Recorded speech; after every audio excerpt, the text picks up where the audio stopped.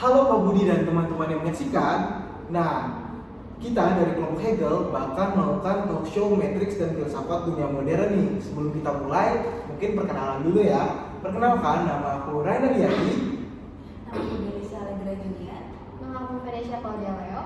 Saya Cynthia Dia Marcella. Saya Brenda Fernanda Tama. Oke, cukup perkenalan dari kita. Nah, pada talk show kita hari ini kita akan membahas seperti yang aku udah bilang ya, Matrix dan filsafat dunia modern. Nah, hari ini kita nggak cuma bakal bahas film The Matrix yang memang aksinya keren-keren itu, tapi juga ada sisi filosofis di balik The Matrix ini loh. Nah, bersama aku Rainer sebagai pemandu atau host kalian, dan juga bakal ada 4 narasumber yang tentunya hebat-hebat. Yang pertama ada Cynthia, sang Descartes yang modern. Lalu ada Brenda, sang John Locke ya, tapi versi kekinian ya. Lalu ada Delisia nih, sang pengamat film sejati. Dan juga yang terakhir ada Venesia, si penutup yang suka melihatkan semuanya ke dunia nyata. Anak muda banget ya, Gen Z banget ya. Oke, kita langsung ke segmen kita yang pertama ya. Nah, apa sih The Matrix itu? Sebelum kita tenggelam nih dalam filsafat yang bikin kepala kita pusing, mungkin dari Sia bisa ceritain singkat gak nih tentang film The Matrix itu apa, biar kita semua bisa lebih mengerti lagi nih. Oke, jadi film The Matrix itu tentang Neo, seorang hacker yang hidup di dunia yang nyata, cuman simulasi komputer buatan mesin. Setelah dia sadar, dia diajak keluar dari dunia itu, baru nyata sebenarnya jauh berbeda, gelap, hancur dan manusia dikendalikan oleh mesin. Tapi yang menarik, film ini bukan cuma tentang pertempuran, tapi soal kesadaran diri dan pencarian kebenaran. Kayak mimpi yang lama-lama sadar ternyata bukan dunia nyata ya. Nah iya, dan di situ muncul pertanyaan besar. Apakah yang kita anggap benar-benar nyata itu benar-benar nyata? Kalau kayak gitu, Neo kayak kita baca yang sadar pas lihat saldo rekening, realitasnya pahit banget. Aduh, waktu kayak waktu kita bangun tidur nih, terus habis itu sadar kalau misalnya besok ada deadline. Wah, realitas memang kejam ya. Keren banget sih emang. Aduh, tapi udah cukup nih kita bercanda ya. Kita sekarang bakal serius sedikit nih. Mungkin kita langsung ke Cynthia nih, sang Descartes. Kira-kira kalau nonton The Matrix nih, Cynthia, menurutmu beliau ini bakal ngomong apa sih? Kemungkinan Descartes akan bilang ini bukti bahwa indera itu bisa menipu. Dia percaya kalau dunia yang kita lihat bisa jadi ilusi, sama seperti Neo yang sadar kalau dunia sekitarnya hanyalah dunia maya, dunia matrix. Descartes selalu mulai dari keraguan. Dia meragukan segalanya sampai menemukan satu hal yang pasti, cogito ergo sum, atau aku berpikir maka aku ada. Berarti kayak Neo juga ya?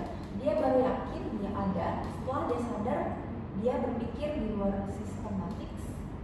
Betul, Delisia.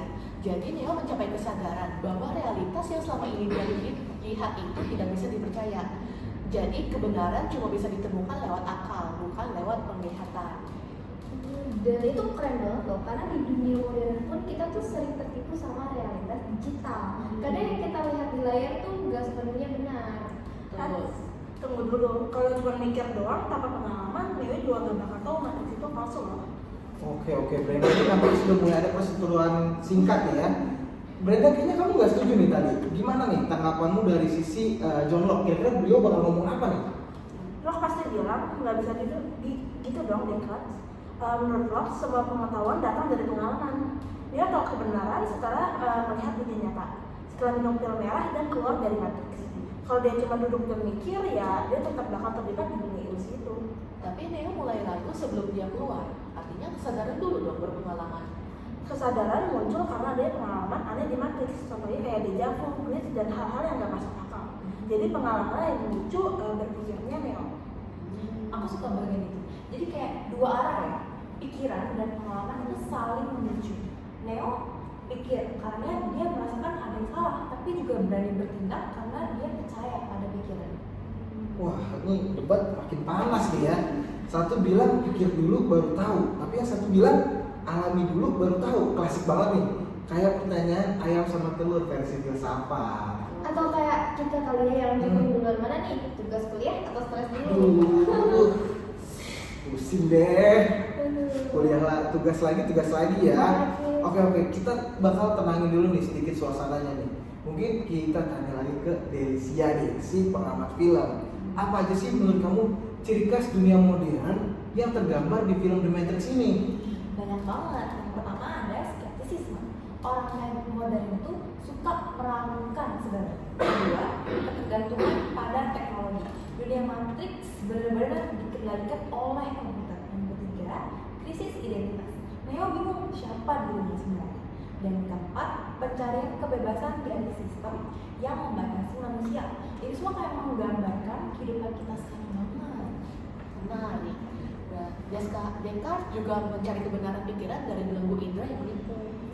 Dan lo pasti bilang kebebasan itu datang dari memahami pengalaman kita sendiri, bukan dari teori aja.